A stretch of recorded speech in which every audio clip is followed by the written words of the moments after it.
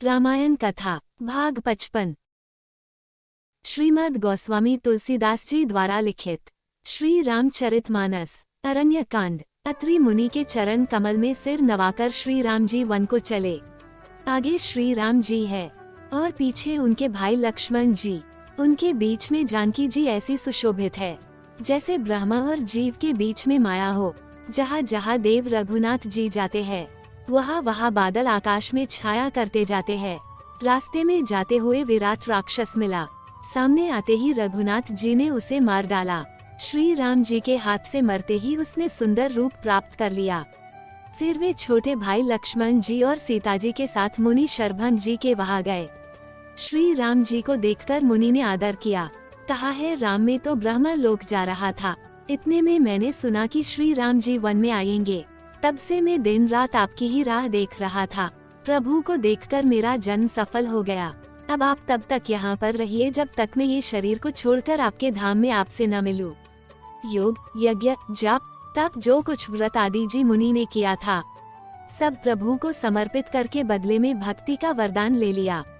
इस प्रकार दुर्लभ भक्ति प्राप्त करके फिर चिता रचकर मुनि शरभंग जी हृदय से सब आसक्ति छोड़कर चिता पर चढ़ बैठे और श्री राम जी को नमन करके मुनि योगाग्नि में समा गए और अपने शरीर को जला डाला। और श्री राम जी की कृपा से वे वैकुंठ को चले गए। ऋषि समूह शरभंग जी की दुर्लभ गति देखकर श्री राम जी की स्तुति करने लगे। और श्री राम जी आगे वन में चले। श्रेष्ठ मुनियों के बहुत से समूह उनके साथ हो लिए। हड्डियों का ढेर देखकर श्री राम जी को बड़ी दया आई। उन्होंने मुनियों से पूछा। मुनियों ने कहा है स्वामी अब तो सवे ज्ञाता है, आप अनजान की तरह क्यों पूछ रहे हैं।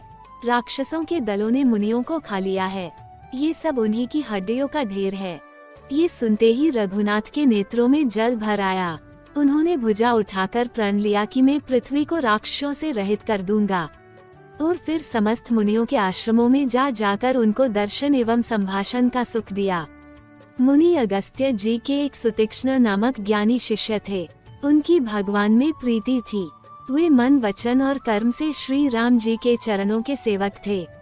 उन्हें स्वप्न में भी किसी दूसरे देवता पर भरोसा नहीं था। उन्होंने ज्यों ही प्रभु का आगमन कानों से सुना वो सोच रहे थे क्या रघुनाथ जी मुझ जैसे दुष्ट पर भी कृपा करेंगे, क्या प्रभु मुझसे आकर मिलेंगे। मैंने तो सत्संग, योग, जाप, यज्ञ कुछ भी नहीं किया और न ही प्रभु के चरणों में मेरी ऐसी भक्ति है। प्रभु की राह देखते देखते वह पागल सा हो गया था। कभी चलते चलते रुक जाता तो कभी दौड़ लगाता, कभी प्रभु के गुण गा गा कर नाचने लगता। उसने प्रभु की अगाध भक्ति प्राप्त कर ली।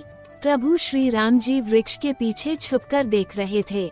मुनि का अत्यंत प्रेम देखकर प्रभु मुनि के हृदय में प्रकट हुए। हृदय में प्रभु के दर्शन पाकर मुनि बीच रास्ते में बैठ गए। तब श्री राम जी उनके पास गए और उनकी भक्ति देखकर प्रसन्न हुए। श्री राम जी ने मुनि को बहुत प्रकार से जगाया परंतु मुनि नहीं जागे क्योंकि उन्हें प्रभु के ध्यान का सुख प्राप्त हो रहा है। तब श्री राम जी ने उनके हृदय में अपना चतुर्भुज रूप प्रकट किया। तब मुनि व्याकुल होकर उठे और मुनि ने अपने सामने श्री राम जी संग सीता जी और लक्ष्मण जिनके दर्शन साक्षात किए। वे तुरंत ही प्रभु के चरणों में गिर गए। प्रभु ने उन्हें अपने हाथों से पकड़कर उठाया और उन्हें हृदय से लगा लिया। और फिर मुनि ने अपने आश्रम में ले जाकर प्रभु की कई तरीके से पूजा की और कहा कि ऐसा अभिमान भूलकर भी न छूटे कि मैं सेवक हूँ और श्री राम जी मेरे स्वामी। तब प्रभु ने कहा मैं तुमसे प्रसन्न हुआ, तुम वर मांगो मैं तुम्हें वही वर दूंगा जो तुम्हें चाहिए। तब मुनि ने कहा मैंने तो वर कभी मांगा ही नहीं, मुझे क्या पता क्या मांगना और क्या नहीं है। प्रभु आपको जो अच्छा लगे आप मुझे वही वर दीजिए। तब श्री राम जी ने उन्हें प्रगाढ़ भक्ति और वैराग्य, विज्ञान और समस्त गुणों तथा ज्ञान के निधान होने का वरदान दिया। तब मुनि ने कहा आपने जो दिया वो तो मैंने ले लिया, अब जो मुझे अच्छा लगता है वह दीजिए। हे राम आप माता सीता और लक्ष्मण जी सहित सदा मेरे हृदय में निवास कीजिए।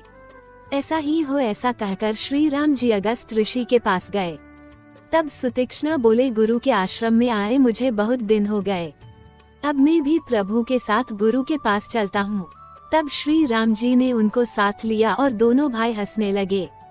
और फिर श्री राम जी अगस्त ऋषि के आश्रम पहुँचे। सितिक्ष्म जी तुरंत ही गुरु के चरणों में गिरकर कहने लगे और कहा, जिनका आप रात दिन जप करते हैं वह अयोध्या के कुमार श्री राम जी आपसे मिलने आए हैं।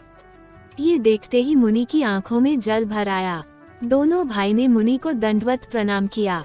श्रेष्ठ मुनि ने कुशल पूछकर उन्हें आसन दिया और फिर बहुत प्रकार से प्रभु की पूजा की। वहाँ पर जितने भी मुनि गण थे सब प्रभु के दर्शन पाकर धन्य हो गए। आगे की कथा अगले भाग में। जय श्री राम। दोस्तों, हमने भगवान श्री राम की लीलाओं को सरल भाषा में समझाने की एक तुच्छ कोशिश की है।